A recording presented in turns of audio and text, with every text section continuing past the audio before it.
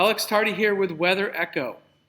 Get ready for some heat. It could be extreme in the west. We've been talking about this the past couple of weeks, and it looks like it's still likely. Let's take a look at what is setting up and what to expect. So for the month of July, heat has been absent in most of California. That's because we've had a persistent onshore flow, not just sea breeze, but throughout the atmosphere. A weak jet stream has been pushing southwest dry flow over our region. Now, that's also produced some thunderstorms in Northern California.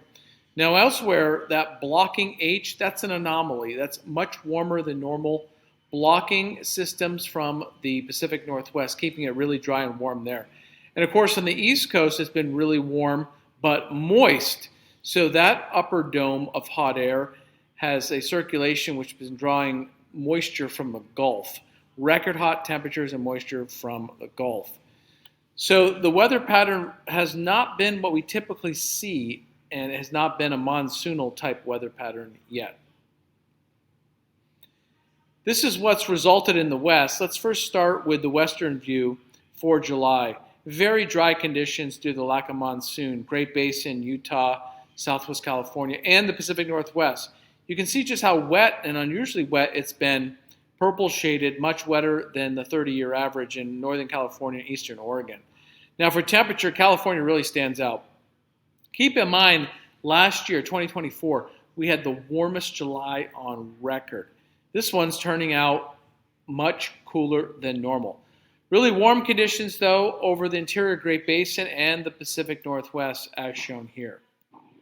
Now, if you take a look at the United States, you can see those same signatures, but look how wet it's been from Texas, the 4th of July, flash flooding, much of the Midwest and the Mid-Atlantic region. So everything's been pointing to the weather pattern bringing moisture and colliding in that area.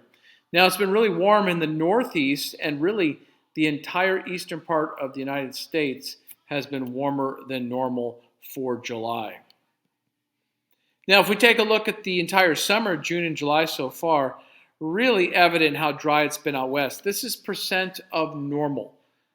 This is compared to the 30-year average, and we're much lower than we should be. Now, contrary to that, in the Midwest and Texas, much wetter than average. Also, a dry signature really showing up in New England as well, much drier than normal for that area.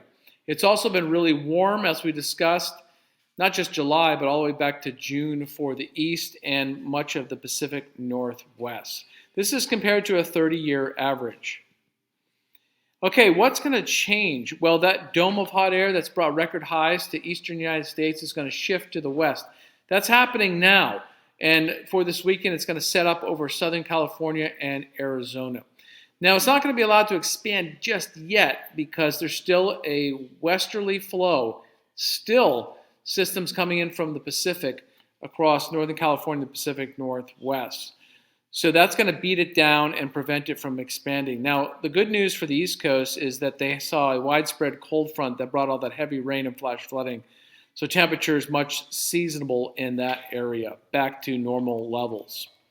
Now, the changes start next week, where the dome of hot air, the upper ridge, is allowed to expand and get stronger and build across the west and southwest. That's because the westerlies, or that white line, the jet stream, retreats to the north. So major expansion of that across the west, leading to much hotter conditions and more of the typical monsoon flow potentially developing for the middle of August. Now, when you compare this weather system, it makes the 600 club. And what does that mean? So when the atmosphere is really warm, when it's hot, it's less dense, it's lighter, it's fluffier, it's taller, it extends further in the atmosphere. And to see a weather system get up around 600 decameters, that is intense. And that has led to a lot of significant heat waves that we've seen anywhere in the country. So we expect a significant and potentially strong dome of hot air setting up in the west, especially in the southwest, and then eventually lifting north. If we take a look at these maps here, this projection of numerous computer models, 21 of them, shows that on August 8th, it's going to be broad, expansive, and strong. In fact, it may be enough to block the monsoon initially, which may bring a little bit of moisture far to the north. Now, across the west, you can see even on August 13th into mid-August, broad upper ridge heat dome expanding and dominant, prevalent across that area. We'll have to watch some of that monsoonal moisture that comes up from Mexico. Could make it all the way up into the Pacific Northwest, in addition to the really hot and potentially record-breaking temperatures. This map here is a collection of model data as well, breaks it down week by week. If you see week 2, August 8th through 14th, really warm, hot conditions, and the white shows much hotter than normal for that week across the west and also in the northeast. Now for the west, that lasts longer, much more prevalent, and continues into the next week in the middle of August in the upper right-hand panel. So significant heat wave potentially for much of the west, the Great Basin, and the Pacific Northwest. Now, how hot it gets all the way to the coastal cities like Seattle, Portland, San Francisco, San Diego, LA, depends on that position of that heat dome. It does look like there is some potential, especially for the Pacific Northwest, to get the heat all the way near the coast. If you want to learn more about this and other weather topics, check out X and our regular YouTube channel. Learn more about me on LinkedIn. And we also have a blog where we post information weekly and sometimes daily, as shown here. All right, everyone. Thanks for tuning in.